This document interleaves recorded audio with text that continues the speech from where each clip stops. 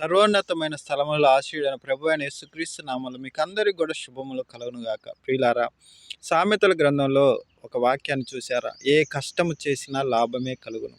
ఏ కష్టం అనగా, నీవు నీతిగా సంపాదించినా, అవినీతి చేసి సంపాదించినా, దొరతనంగా సంపాదించినా, దొంగతనం చేసి సంపాదించినా నీకొచ్చే ప్రతిఫలం రాకమానదు.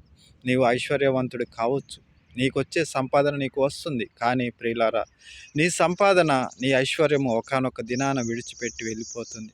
ఆ దినాన నీవు ఏకాకివై దేవుడి సన్నిధానంలో లెక్క ఒప్ప చెప్పవలసిన అవసరం ఉంది.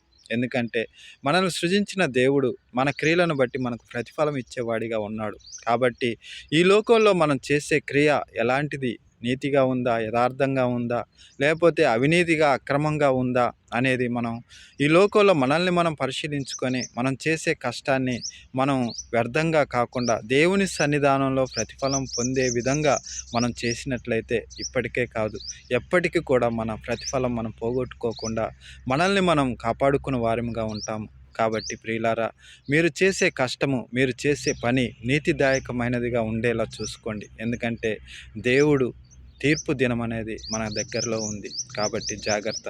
దేవుడు మిమ్మల్ని మీ యొక్క జీవితాలని ఆశీర్వదించే విధంగా నీతిదాయకమైనటువంటి ప్రతిఫలాలను ఆశించుచు మంచి కష్టాన్ని, నీతిదాయకమైనటువంటి కష్టాన్ని మీరు కోరుకోవాలని ఈ వాక్యాన్ని మీకు తెలియజేస్తున్నాను. దేవుడు మిమ్మల్ని దీవించునుగాక. ఆమేన్.